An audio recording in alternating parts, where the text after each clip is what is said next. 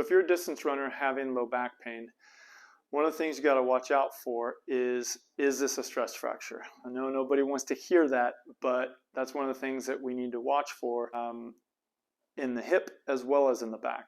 So many of the other things that we want to see are, is it the way you're running that as you push off, you're not stabilizing your core, so you're getting an extra kind of rocking motion through the hips, which creates just like a wear and tear on your joints in your back. So if you're not stabilizing correctly or breathing correctly, sometimes that can create a little bit more motion in your low back that really should be happening at your hips. So by that rationale, if you're having tight hips or hip flexors or glutes, piriformis, same thing, that can also create more irritation in your spine just by compensation. So as you can see, there are many factors that can create low back pain in a distance runner. So when you come in for an assessment, what we're going to do is take you through a full body range of motion assessment, as well as muscle testing.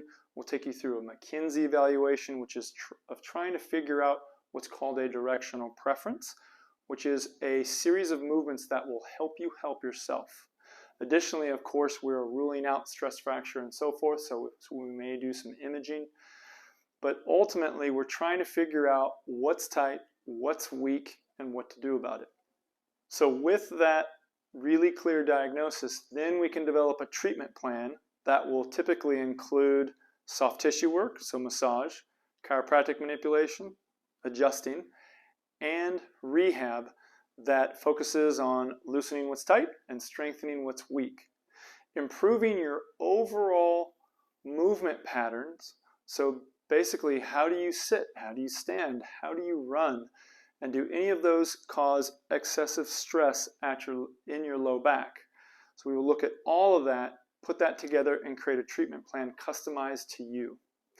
And what we found is the combination of those three, chiropractic adjusting, soft tissue work, so massage, and rehab, that combination works much better than any of those separated out.